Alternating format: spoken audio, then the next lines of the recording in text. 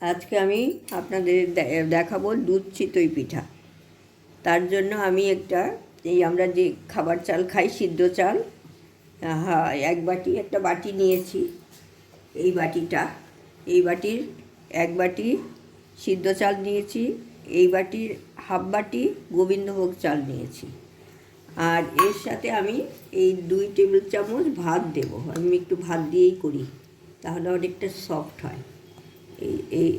এই চামচে 2 চামচ দেব, দিয়ে আমি মিক্সিতে ব্লেন্ড করে নেব।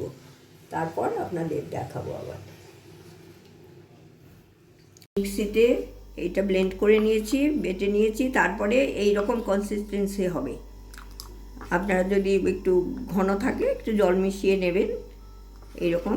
তারপরে আমি যে কড়াই বসিয়েছি, আমি কড়াইতেই করছি, খোলা নেই। আর আমি 1 হাতা দিয়ে দেবো এখানে।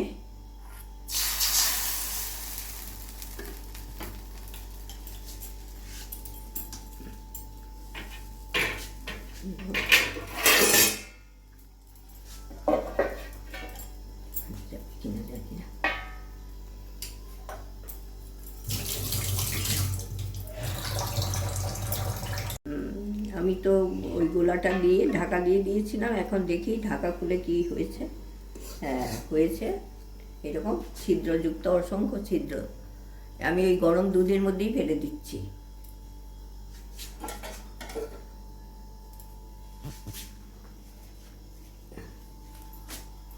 আর ওরা একটু ইয়েটা দিয়ে মুছে নিলাম, তেল দিয়ে না, এটা দিয়ে।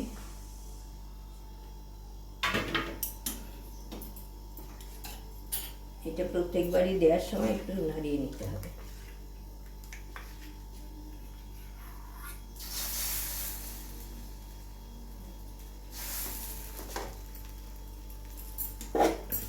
এবার ঢাকাটা দিয়ে দেব।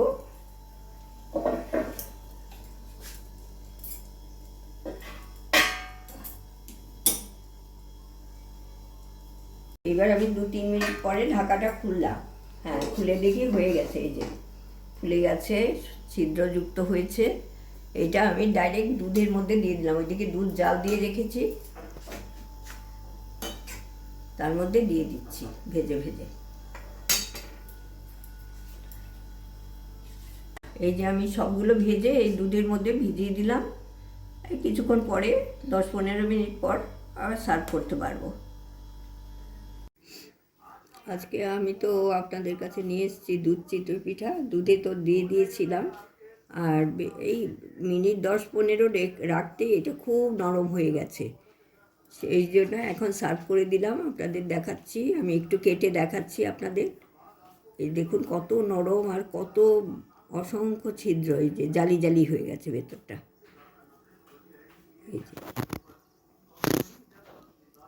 এই যে